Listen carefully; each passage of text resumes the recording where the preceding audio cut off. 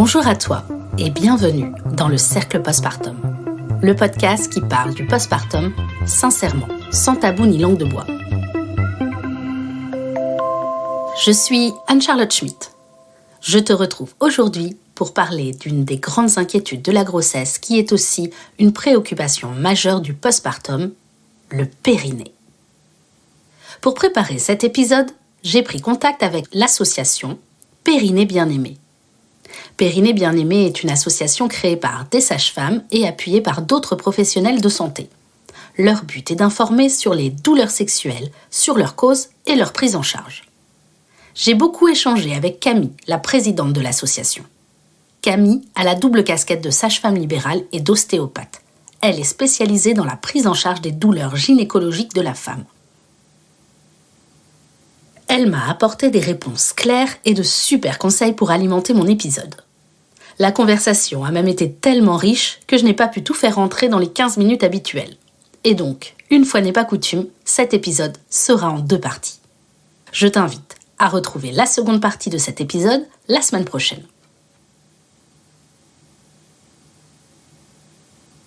Ça fait longtemps que j'avais envie de parler du périnée. Le périnée est toujours source de questionnement au moment d'une grossesse. Il n'est d'ailleurs pas rare qu'une femme découvre l'existence du périnée au moment de sa première grossesse. Et alors là, c'est parti pour l'angoisse. Entre épisiotomie, fuite urinaire, descente d'organes et rééducation, on entend tout ce qui est nécessaire pour générer de l'angoisse et des cauchemars. Brrr. La presse féminine et les réseaux sociaux s'en donnent à cœur joie pour alimenter les diktats et les fantasmes autour de ce fameux périnée. Mais déjà, pour commencer, c'est quoi le périnée concrètement ? Si je te dis ischio-caverneux, bulbo-spongieux, releveur de l'anus, noyau fibrocentral ou encore faisceau puborectal, je suis sûre que cela ne te parle absolument pas, n'est-ce pas ? Eh bien, tous ces termes d'anatomie barbare désignent des parties du périnée. Notre ami Wikipédia nous dit du latin périnéum, autour des voies évacuatrices. Le périnée est la paroi inférieure du pelvis, fermant le détroit inférieur. Il diffère entre l'homme et la femme. Eh ben oui, les hommes aussi, ils ont un périnée. Le périnée a pour rôle principaux la continence urinaire et fécale et la reproduction pour partie. Les muscles du périnée jouent un rôle important pour la sexualité. Et c'est là que commence à mon avis la désinformation. Parce que Wikipédia enchaîne avec « Après l'accouchement, certaines femmes ont un relâchement du périnée. Elles doivent acquérir son tonus. » Acquérir son tonus, c'est-à-dire, parce qu'avant elles n'en avaient pas, je comprends pas très bien. Mais bon, je vais essayer de profiter de cet épisode pour te parler du périnée et j'espère défaire certaines croyances. Les 2 grandes choses à retenir, je vais te les donner tout de suite. La première, c'est qu'il faut faire de l'éducation périnéale plutôt que de la rééducation. Donc, ça veut dire qu'il faut faire ça au cours de la grossesse. Et je vais t'expliquer pourquoi.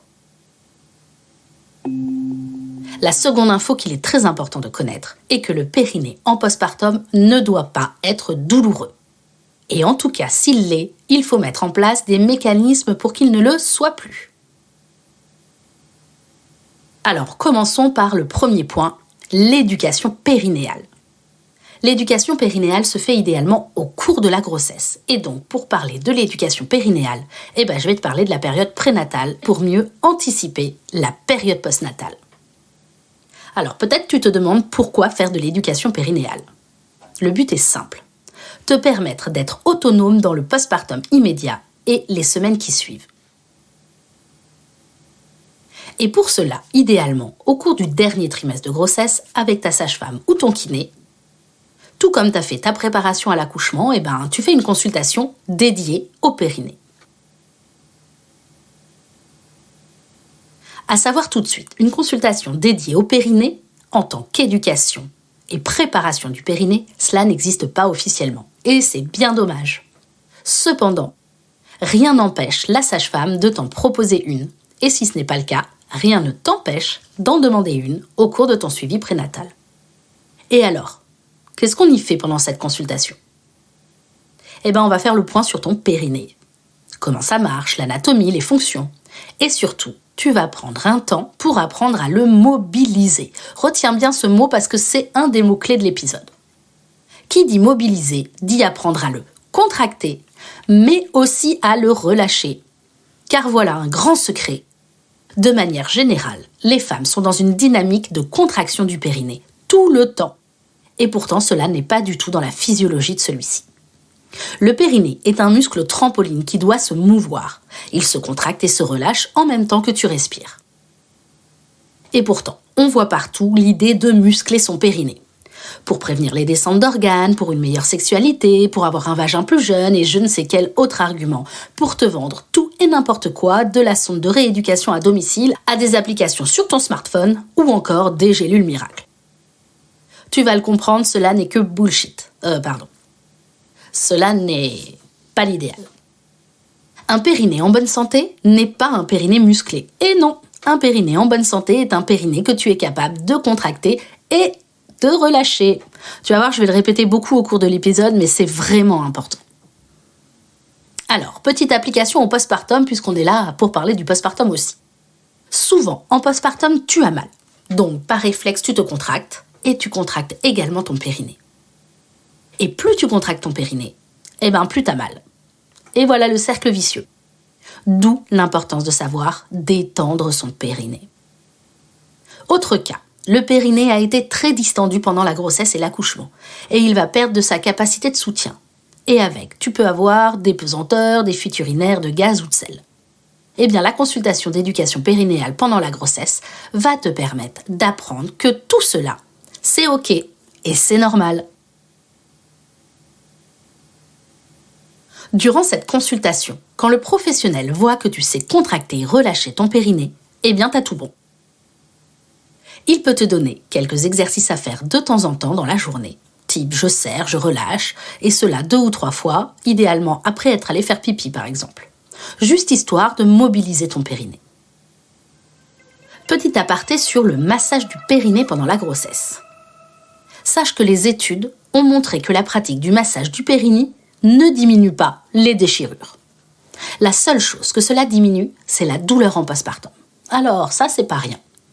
Mais il n'est pas nécessaire de le proposer systématiquement, parce que dans la réalité, pratiquer le massage du périnée avec son gros bidon, c'est pas toujours évident. Donc, si tu as très envie de le faire, c'est top, et ta sage-femme doit t'encourager et t'expliquer. Sinon, pas de culpabilité. Le message important, c'est d'être bien dans le postpartum.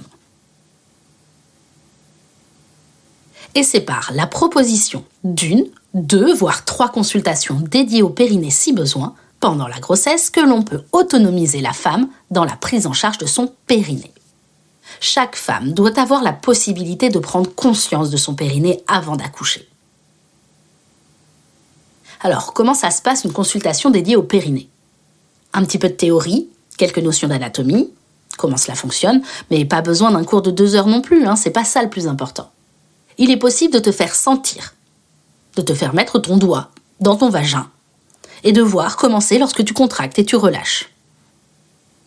Tu réalises d'abord les exercices en position allongée et puis après tu les refais en position debout. Tu te lèves et tu les refais. Et quand tu sors de cette consultation, tu sais que ton périnée, il est dans ton corps. Tu sais à quoi il sert et comment le mettre en mouvement. Tu te réappropries ton corps. Mon petit côté militante reprend le dessus car cela me révolte toujours un peu de me rendre compte que beaucoup de femmes, c'est au moment de la grossesse et de l'accouchement qu'elles découvrent leur périnée. Et honnêtement, c'est pas forcément le meilleur moment pour faire connaissance. Cette partie du corps a tellement été ignorée qu'on a fini par ne plus nous connaître nous-mêmes. Tu vois, moi je trouve que ça devrait être enseigné dès l'enfance, à tous. Et oui, j'ai dit tous, pas toutes, à tous, les hommes et les femmes. Dans les manuels scolaires, on peut trouver le pénis ou les testicules. Mais à quand la vulve, le clitoris ou le périnée ? Bref, je reviens à cette fameuse consultation. Ne te dis pas « Oh là là, si je dois en plus me rajouter une préparation périnéale, je ne vais pas m'en sortir. Ça va me prendre trop de temps, ça va être la cata. » Si tu veux l'avis de Camille, que je partage à 100%, la réalité c'est que plus on donne d'informations, moins on en retient. En préparation à l'accouchement, ce dont tu as réellement besoin tient en réalité sur 3 ou 4 cours maximum. Disons, un cours pour apprendre à gérer la douleur du travail, ça c'est primordial. Un cours pour connaître ton périnée. Un cours pour préparer ton postpartum. Et éventuellement un cours pour l'allaitement maternel si tu le souhaites. Point barre. Tout le reste, c'est de la littérature. La grossesse est le meilleur moment pour s'intéresser à son périnée. Car tu as la deadline de l'accouchement. Et cela, ça aide à se motiver. Mais se motiver à quoi ? Simplement à faire quelques exercices pour mobiliser ton périnée et prendre un tout petit peu soin de ta vulve. Par exemple, tu peux te fixer le moment où tu vas aux toilettes pour y penser. Tu fais pipi et après, soit encore assise, soit debout quand tu te laves les mains, tu contractes et tu relâches ton périnée 4-5 fois. Et basta. Et pour ta vulve, c'est aussi simple. Soit après ta douche, soit au moment de te coucher, tu l'hydrates simplement avec une huile. Une huile de coco, de jojoba, amande douce ou encore onagre. Cela va assouplir les tissus. Et voilà, on n'en parle plus. On peut te poser la question de savoir comment tu cicatrises, parce que ça, c'est intéressant. Si tu n'as jamais eu de cicatrice, tu peux te demander comment, quand tu as un bouton de moustique par exemple, comment il cicatrise. Si en 3 jours, t'as plus rien, c'est ok, tu cicatrises bien. Par contre, si ça te laisse des traces partout pendant des semaines, tu sais ce qui serait bien. C'est de prendre des compléments alimentaires sur les 2-3 derniers mois de la grossesse, notamment du silicium, qui vont t'aider à la cicatrisation. 3 mois à fond en fin de grossesse pour avoir des cicatrices nickel. Ça vaut le coup, non ? Voilà pour la préparation du périnée en postpartum. Je t'avais bien dit que c'était plus simple qu'il n'y paraît. Je vais m'arrêter ici pour la première partie de cet épisode. La semaine prochaine, je t'expliquerai les principes de la prise en charge du périnée en postpartum. Je te donne donc rendez-vous mercredi prochain à partir de 7h pour la seconde partie du périnée dans le postpartum. Je te remercie pour ton écoute. J'ai écrit cet épisode avec la participation de Camille Tallet, présidente de l'association Périnée Bien-Aimé. Tu peux trouver des informations et des professionnels de santé spécialisés dans la prise en charge des douleurs périnéales sur leur site périnéebienAimé.com. Tu peux également adhérer à l'association pour la soutenir dans ses projets. Je suis Anne-Charlotte Schmitt. J'écris et je réalise le Cercle Postpartum sur une musique de Guillaume Coindé. Je te remercie d'avance de prendre un tout petit temps pour laisser 5 étoiles et un commentaire sur ta plateforme d'écoute afin de soutenir le podcast du Cercle Postpartum. Retrouve toute l'actualité du Cercle sur Facebook, LinkedIn et Instagram. On se retrouve la semaine prochaine. Et en attendant, bon postpartum à toi.